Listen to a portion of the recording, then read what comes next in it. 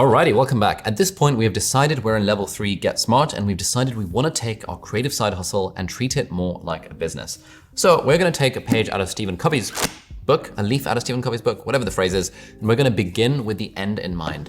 And in this lesson, I want to talk through some of the different ways that we can think about what we actually want from our life as a potentially part-time creatorpreneur, and what is the dream life that we want, and what are the goals that we're going to set for ourselves along the way. Now, before we do that, I want to tell you a little story from this amazing book, The E-Myth Revisited. I read this book in 2019, and it completely changed my life.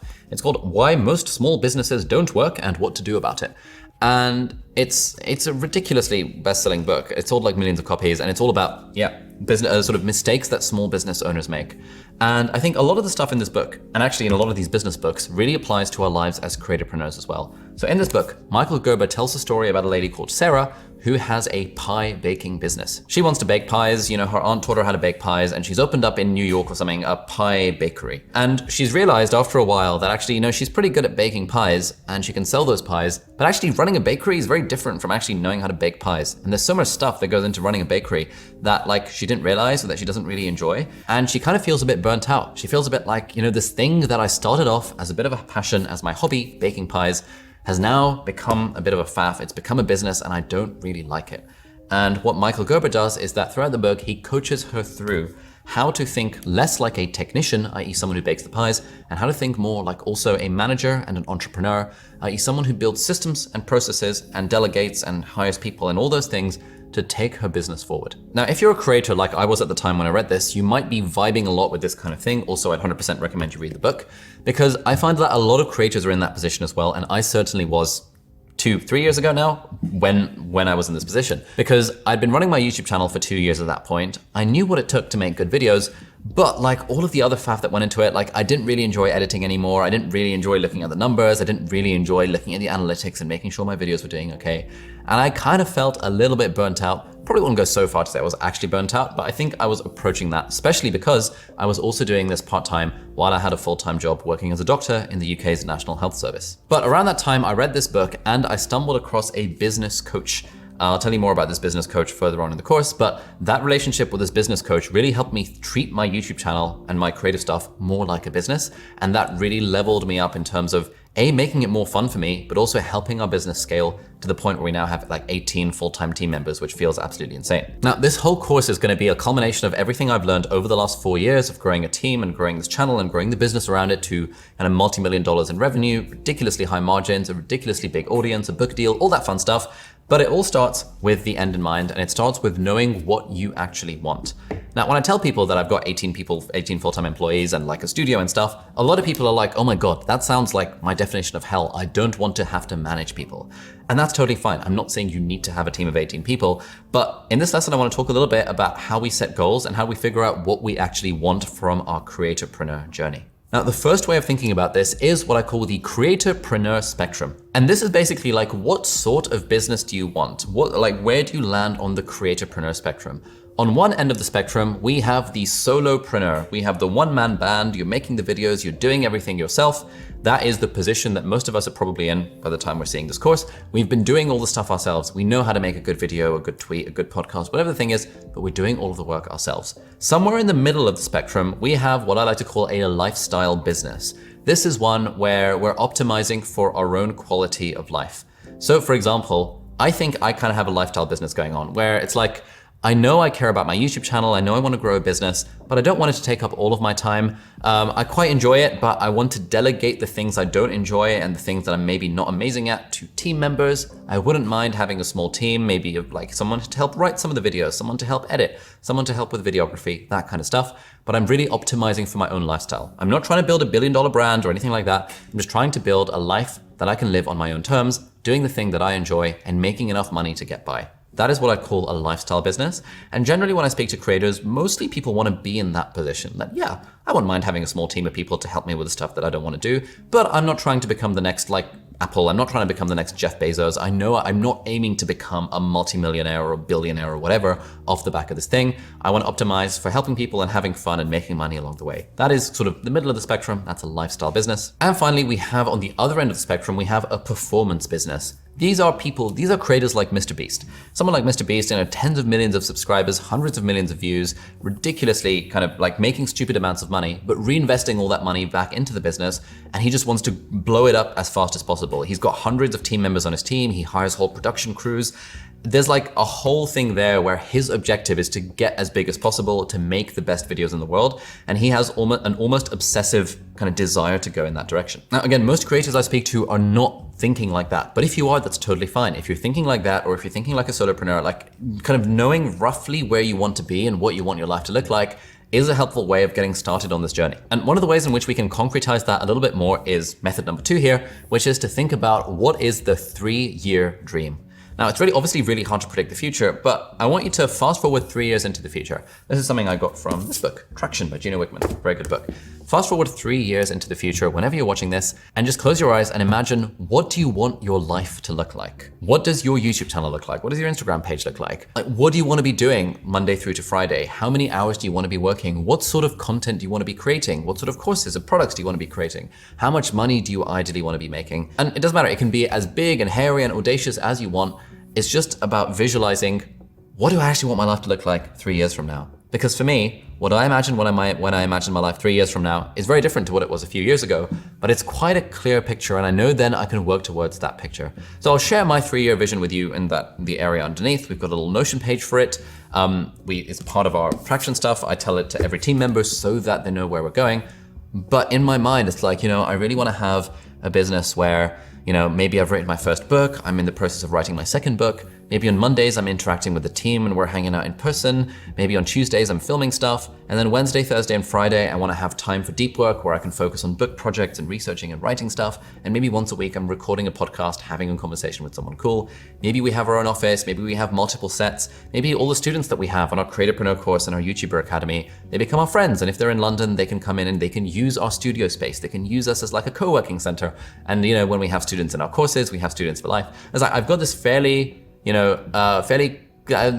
concrete vision of where I think I want to be 3 years from now. That's not to say I'm going to get there. It's that whole thing that we're going to talk about throughout the course, that planning is indispensable, but plans are useless. Who knows what's going to happen 3 years from now? Especially with a pandemic, no one could have predicted how their lives would have gone.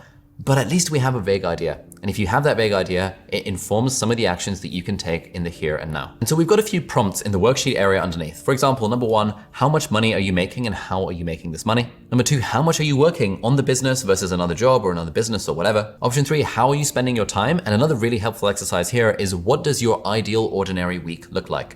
Like, if you fast forward in your Google Calendar by 3 years, and hopefully it's blank at this point because you haven't got recurring events that are 3 years from now. Like, actually blocking out time. On Monday mornings I want to be doing deep work. On Tuesday I want to hang out with friends. On Wednesday I want to do kickboxing. Like, just block out bits of your calendar to figure out what is the kind of lifestyle that you want to lead. And then you want to ask yourself, like, how big is your audience? What sort of content are you making? And again, obviously none of this is actually going to come true exactly how you planned it 3 years ago, but it just gives us an idea and it gives us a vague direction that we can move towards. Once you've done that exercise, I'd love for you to share your answers in the community. We've got a link to our Discord community with a special channel for this course, and it'll be really cool to create a community of creatorpreneurs around this so you can share what your 3-year vision looks like, and maybe you can see what other people's 3-year vision looks like, and we can all kind of get ideas and learn from each other. Final thing I want to talk about when it comes to goals is intrinsic goals versus extrinsic goals.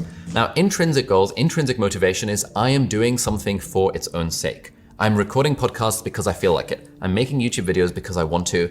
I'm making YouTube videos because even though it makes money, it's the sort of thing that I would do for free even if it wasn't making any money. Extrinsic goals are more like, hey, I want to hit a certain subscriber count. I want to hit a certain revenue milestone. I want this many accolades or achievements. I want to hit the New York Times bestseller list. All of these are extrinsic, external goals. Now, one of the things that I take away from Tim Ferriss, his podcast is amazing, as you've probably heard and seen, is that when he started his podcast, and the advice he gives to new podcasters is, don't do it if you're hoping for some kind of external reward. Do it for its own sake. Do it because you know you want to start a podcast rather than you think you're going to make money from starting a podcast. And I think wherever we are in this journey, we're going to talk about the idea of goals. We're going to mention systems of like planning and annual planning and quarterly planning and like metrics and that kind of stuff.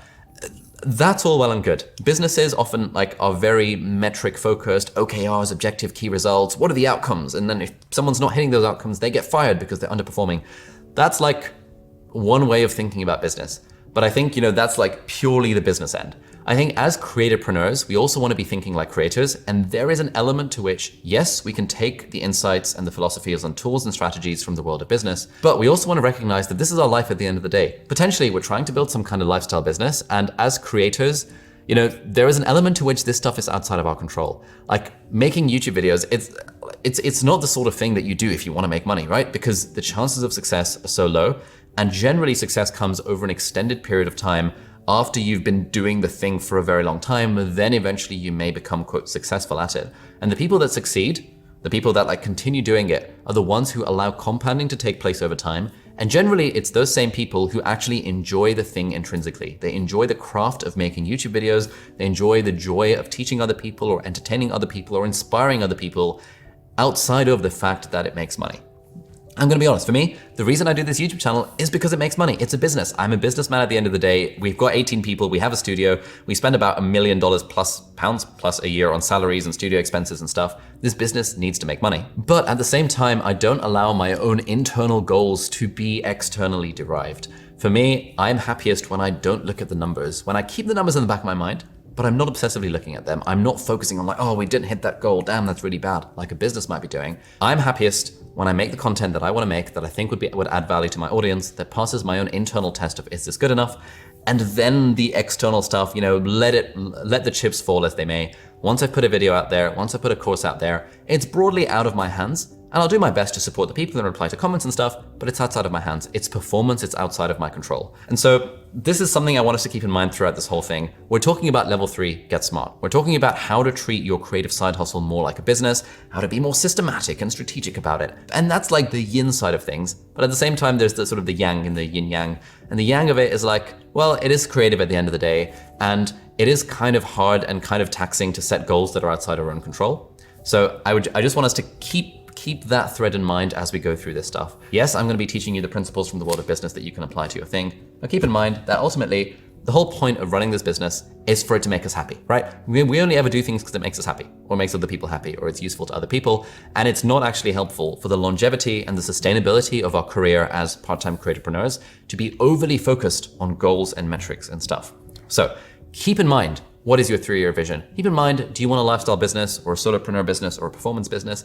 Keep in mind, what does your ideal ordinary week look like? Keep in mind, how big do you want your audience to be? But don't be wedded to any of those things. Focus on the journey, focus on the process. In a way, I really like a quote from Alan Watts, the philosopher that is most famous for bringing the idea of Zen Buddhism into the West. And his thing is that life is not a journey, because the point of a journey is to reach the end. Instead, life is more like a symphony or like a musical performance. The point of a musical performance or a concert is not to reach the end of it. The point is to enjoy it throughout.